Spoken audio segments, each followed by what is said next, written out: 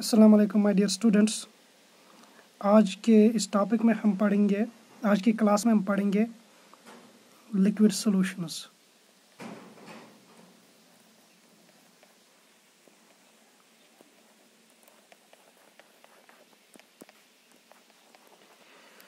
You note down liquid solutions.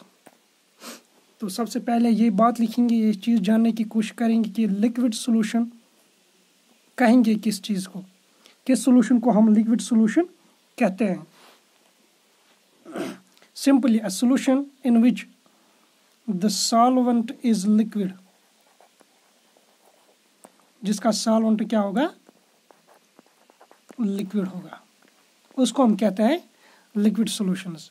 तो इस topic के ऑनवर्ड्स हमारे जो डिस्कशन यूजुअली रहेगा वो लिक्विड सॉल्यूशंस के बारे में रहेगा, या most of the things that we will discuss ahead, एक सारी की सारी बातें जो होंगी this will be about liquid solutions. तो लिक्विड सॉल्यूशन के बारे में पहली चीज़ आपने जानने क्लियर की वो ये कि लिक्विड सॉल्यूशन ऐसे सॉल्यूशन होते हैं जिनके सॉल्वेंट्स लिक्विड होते हैं। फिर सॉल्यूट कुछ भी हो सकता है, सॉल्यूट गैस हो सकता है, सॉल्यूट सॉलिड हो सकता है, सॉल्यूट खुद दूसरा एक लिक्विड हो सकता है। ठीक है, तो लिक्विड सॉल्यूशंस में जो पहली टर्म आज हम पढ़ेंगे इंपॉर्टेंट वो है वेपर प्रेशर।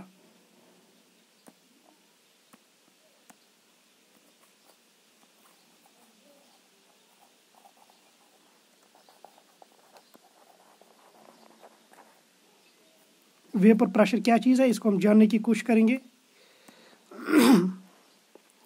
तो लिक्विड प्रेशर वेपर प्रेशर क्या है, हम एक एग्जांपल से आपको समझाएंगे। Suppose we have a container and this container is closed and we have some liquid in it. तो लिक्विड की जो प्रॉपर्टीज होती है, most of the liquids they evaporate, यानी यहाँ से इसके वेपर जो है ऊपर उठ जाते हैं। तो हम कहेंगे L for liquid, it is getting converted to vapour phase. तो ये वेपर यहाँ पे जमा हो जाता है। कुछ देर के बाद क्या होता है, जब बहुत सारा वेपर इसमें जमा हो जाता है, अब कुछ वेपर वापस आने लगता है लिक्विड स्टेट में, जिसको हम कंडेंसेशन कहते हैं। तो पहले लिक्विड था जो कहाँ चला गया, वेपर स्टेट में।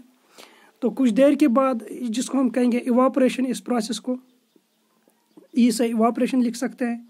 फिर कुछ देर के बाद जो वेपर जहाँ पे जमा हो जाता है, ये वेपर अब वापस किस में कन्वर्ट होने लगता है, लिक्विड में। इसको हम क्या कहते हैं, कंडेंसेशन। तो एक वक्त ऐसा आ जाता है जब ये प्रोसेस दो जो है इक्विलिब्रियम पे आ जाती है। अब इक्विलिब्रियम पे आ जाने का क्या मतलब है कि जितना ये फॉरवर्ड हो जाता है, यानी अगर 10 मालिक्यूल्स लिक्विड से चले जाते हैं कहाँ, वेपर में, तो 10 आ जाएंगे वापस वेपर से कहाँ पे, लिक्विड में। तो इसको कहते हैं equilibrium stage, when the forward as well as backward process are exactly equal in magnitude. तो उस वक्त ये वेपर जो है इट्स गैसियस स्टेट। गैस के बारे में हम लोग जानते हैं, gases have the property to exert pressure, gas have the property to exert pressure. तो उस वक्त जब ये इक्विलिब्रियम एस्टैब्लिश हो जाता है, when the equilibrium gets established, जो इक्विलिब्रियम हमने ऊपर देखा है, तो उस वक्त जो वेपर प्रेशर अप्लाई करता है, एक्सर्ट करता है, the pressure exerted by the vapour at this stage is called as vapour pressure, is called as. तो आप लिख सकते हैं इसकी definition, the pressure exerted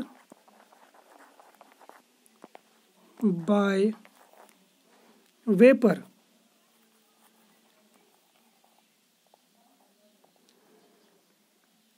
in equilibrium with its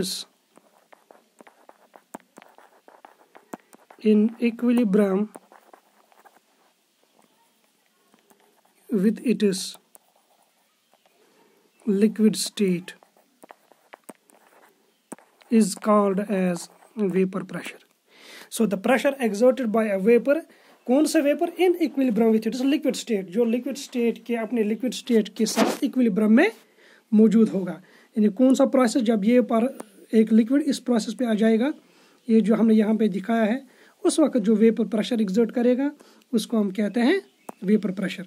vapour pressure can be measured in different units, it can be measured in ATM और pascals etcetera, different units use करेंगे हम। जो हम आगे देखेंगे डिपेंडिंग अपॉन द कंडीशंस, तो वहाँ पे हम डिफरेंट अकॉर्डिंगली यूनिट्स चूज़ कर लेते हैं। आप एक और चीज़ लिखेंगे, इम्पॉर्टेंट चीज़ बोर्ड के एग्ज़ाम के एतबार से, जो कभी कभी आपको यूजुअली 5 मार्क्स का क्वेश्चन पूछा जाता है। यू राइट डाउन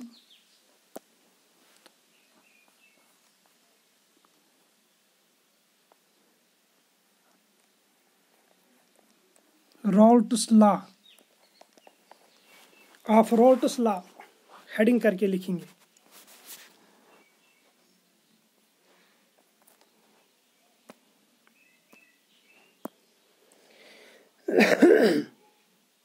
पहले ये चीज़ देखें कि रॉल्ट्स लॉ क्या चीज़ करता है। What is this Raoult's law about? The Raoult's law, it relates the vapour pressure of a volatile component with it is mole fraction in the solution. यानी अगर हमारे पास एक बाइनरी सोल्यूशन है जिसमें 2 कंपोनेंट्स मौजूद है A + B, ठीक है, तो रॉल्ट्स लॉ क्या करता है, ये दोनों components A and B, these are both volatile, these are both volatile. Volatile का क्या माने है? These get converted to the gaseous state और वेपर स्टेट, यानी जो इवापोरेट हो जाते हैं तो वो वेपर यहाँ पे मौजूद होगा। अब रॉल्ट्स लॉ का क्या काम है? This Raoult's law relates the vapour pressure Vp, vapour pressure of each component, या ऑफ वोलाटाइल कंपोनेंट। जितने भी वोलाटाइल कंपोनेंट्स होंगे इस सॉल्यूशन के, it relates the vapour pressure of those volatile components with its mole fraction in solution, with its mole fraction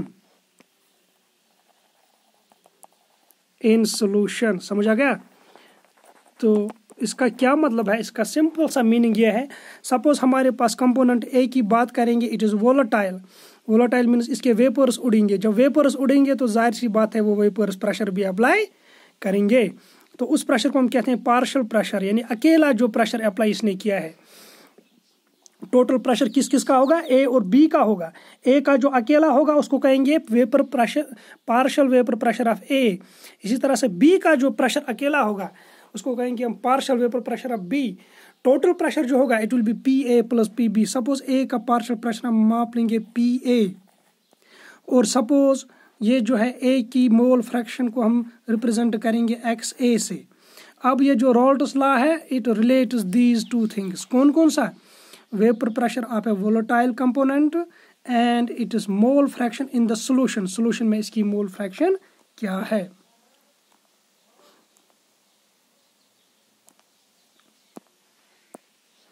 तो लिख लीजिए, it states that, रॉल्ट्स law का स्टेटमेंट आप लिखेंगे, it states that for a solution of volatile liquids, for a solution of volatile liquids, for a solution of volatile liquids, यानी एक ऐसा solution जिसमें वोलाटाइल लिक्विड्स मौजूद होंगे। The partial vapour pressure of each component,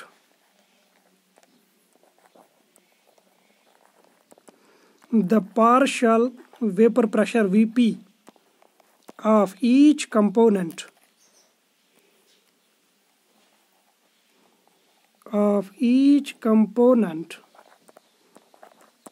the partial vapor pressure of each component is proportional to its mole fraction,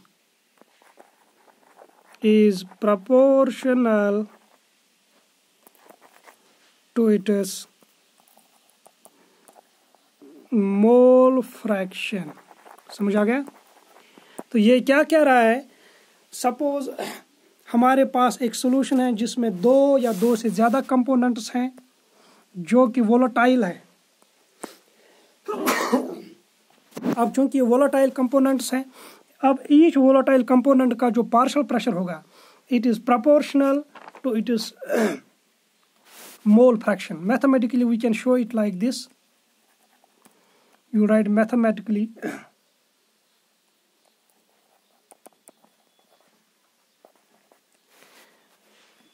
PA is directly proportional to XA. यानी अभी हमने क्या एज्यूम किया, हमारे पास जो सोल्यूशन था इसमें दो कंपोनेंट्स है, वो कौन कौन से हैं, A and B. Suppose we have a binary solution of two components A and B. तो वहाँ पे क्या होगा, PA is the partial pressure of component A. It is directly proportional to the mole fraction of A in the X. Similarly, ये बताइए PB किसके proportional होगा? Good, it will be proportional to XB. उसके बाद हम क्या कर लेते हैं, proportionality constant को हटा लेते हैं. We will write PA is equal to a constant that we designate by PA naught into XA.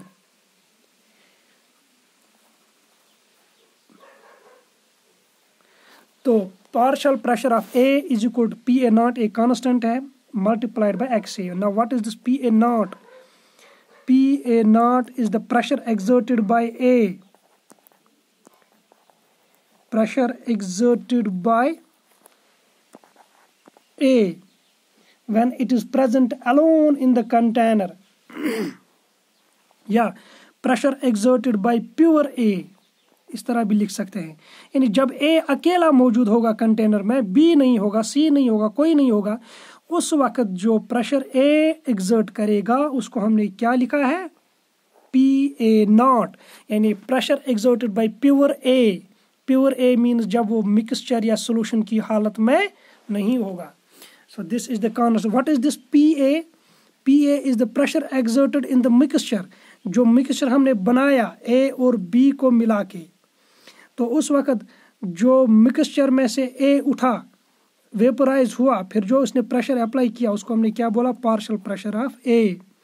Now this PA not क्या है, इन दो में कोई कंफ्यूजन नहीं होना चाहिए. PA not is the pressure exerted by A when there is no B or when there is no any other component. A is present in pure form and XA. Similarly, इसी तरह से आप मुझे बता सकते हैं what will be PB equal to, शाबाश, PB not XB. ठीक है. So this is how Raoult's law gives us idea about how to relate the partial pressure of each component in a solution which are volatile with their mole fractions. Now the total pressure in this mixture will be equal to, चूंकि हमने जो mixture बनाया था इसमें हमारे पास दो components थे, कौन कौन से, A plus B. We have two components in it, A plus B. दोनों के वेपर्स आ गए ऊपर, A के भी B के भी. So the total pressure, you write down PT means total pressure will be equal to pressure exerted by A, यानी partial pressure of A, plus pressure exerted by B, partial pressure of B. अभी हमने PA और PB का value calculate किया है. We can introduce the value of PA and PB as PA not XA plus PB not XB. ठीक है. This will be the total pressure of the solution. उसके बाद you write down, we know that the sum of mole fractions किस चीज़ के बराबर होगा, XA plus XB. इस equation को 1 मान लीजिए. XA plus XB is equal to 1 or XA is equal to 1 minus XB. XA को मैंने किस चीज़ के बराबर लिखा, 1 minus XB, क्योंकि sum of mole fractions is always equal to 1. Now XA का वैल्यू हम इंट्रोड्यूस करेंगे इक्वेशन नंबर 1 में. We will have P total is equal to PA not. XA की जगह मैं क्या लिखूंगा, 1 minus XB plus PB not XB. simplifying this equation we will have P total is equal to, ज़रा ये देख लीजिए यहाँ पे, इस PA0 से मल्टीप्लाई करेंगे इस 1 को भी और माइनस XB को भी, तो हमें क्या मिलेगा, PT is equal to PA0 minus PA0 XB, है कि नहीं। यानी हमने इस पहले 1 को मल्टीप्लाई किया तो आ गया PA0, फिर इस XB को मल्टीप्लाई किया तो आ गया PA0 माइनस XB, तो ये टर्म अपनी जगह रहेगी, प्लस PB0 XB। मैं इसको इस तरह से लिखूंगा, P total is equal to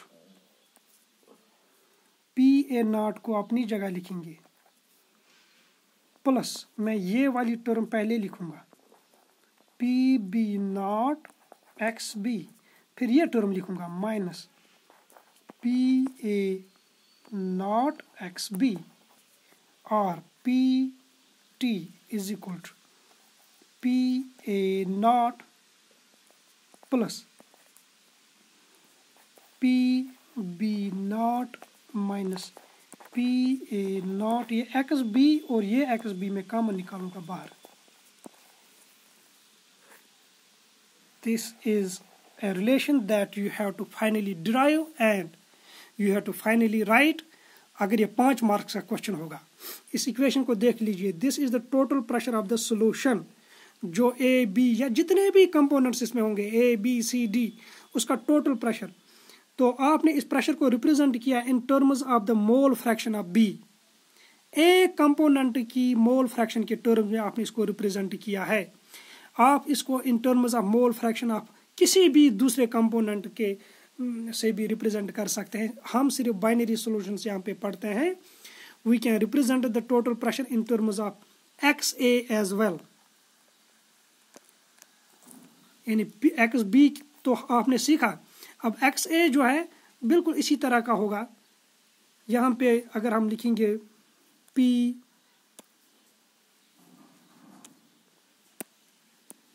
total in terms of XA, अगर आप लिखना चाहेंगे इट विल बी P, मैं बाद में समझाऊंगा ये कैसे, PB0 plus PA0 minus PB0 XA। In terms of XA भी आप लिख सकते हैं, इन टर्म्स ऑफ XB भी आप लिख सकते हैं। तो आप कहेंगे सर वो कैसे, याद रखिए सिंपल, इस जब आप XB में आप लोगों ने डिराइव किया, यहाँ तक आसान है। अगर आप लिखना चाहते हैं इन टर्म्स ऑफ XA, इस PA0 का अपोजिट कीजिए, इसको बनाइए PB0, इस PB0 का अपोजिट कीजिए, इसको बनाइए PA0।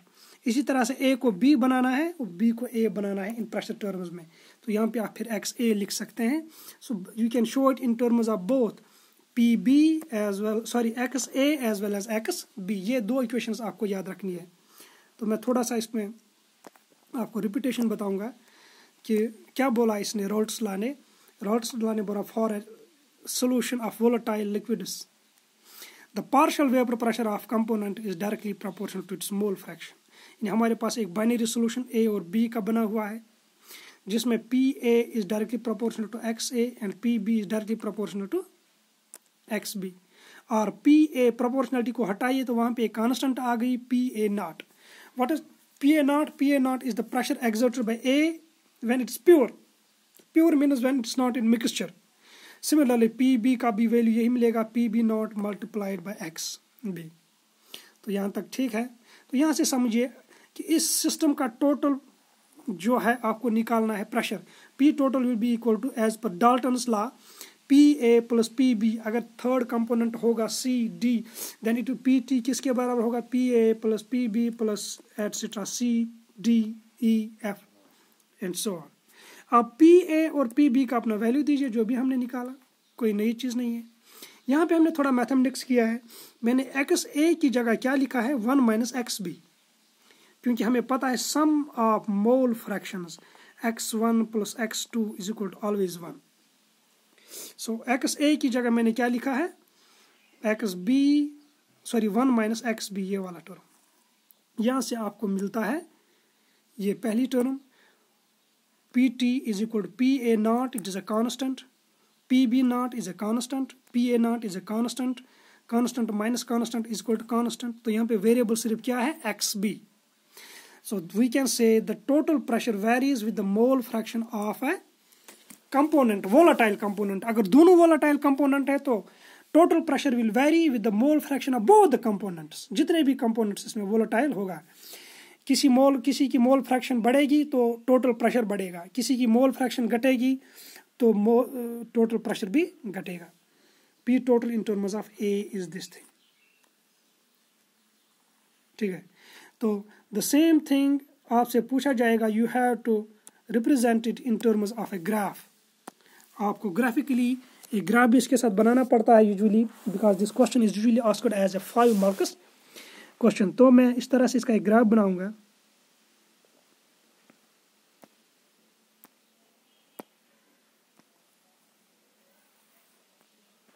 ठीक है।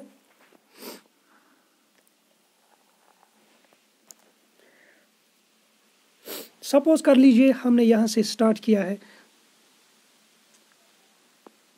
यहाँ से हमारे पास मोल फ्रैक्शन ऑफ XA लेते हैं, it is equal to suppose 1। यहाँ पे हमारे पास mole fraction of X is equal to 1, that means यहाँ पे सिर्फ कंपोनेंट एक A ही मौजूद है at this stage, only one component is present, that is A। इस वक्त B जो है 0 है, कहाँ पे स्टार्टिंग में, तो हम लिख सकते हैं XB इज इक्वल टू 0। तो जो भी प्रेशर यहाँ पे अप्लाई होगा, लेट दिस बी प्रेशर, यहाँ से हम प्रेशर डिनोट करेंगे। तो यहाँ पे इस साइड में जो भी प्रेशर होगा इस स्टेज पे, वो किसका होगा, वो सिर्फ A का होगा, क्योंकि यहाँ पे B नहीं है। तो सपोज A ने इतना प्रेशर अप्लाई किया है, as we go along this direction, suppose the mole fraction of B now increases, और यहाँ पे XB बन जाता है 1 और XA बन जाता है 0, क्योंकि sum of mole fraction is always equal to 1। When XB is equal to 1, XA plus XB is equal to 1। इनमें से कोई 1 बना लीजिए तो दूसरा 0 बनेगा। तो मैं क्या समझा रहा हूँ, सपोज यहाँ पे इस जगह पे हमने स्टार्ट किया A से, A का मोल फ्रैक्शन 1 है, B का क्या है 0। तो इस वक्त जो प्रेशर होगा वो सिर्फ A का होगा, उसको हम यहाँ पे लिखेंगे। ये प्रेशर यहाँ पे मैंने दिखाया, यहाँ पे PA not, this is PA not, है कि नहीं, क्योंकि PA नॉट क्या है, the pressure exerted bye pure A। अब यहाँ पे देख लीजिए, यहाँ पे सिर्फ B है, A is equal to 0, so pressure exerted by B will be, the pressure exerted will be wholly and solely by B। तो सपोज कर लीजिए B का प्रेशर ज़्यादा है A से, that means B is more volatile, तो ये pressure जो होगा it will be PB not. So as we go from A to B, in A का 1, इसकी यहाँ पे 1 है, फिर A यहाँ पे आएगा 0.5 etcetera like that, the pressure will go on like this, ठीक है। सो यहाँ पे P टोटल हम लिखते हैं, P total is equal to PA plus PB, ठीक है। यहाँ पे XB का जो प्रेशर है वो 0 होगा और XA का जो प्रेशर है P है।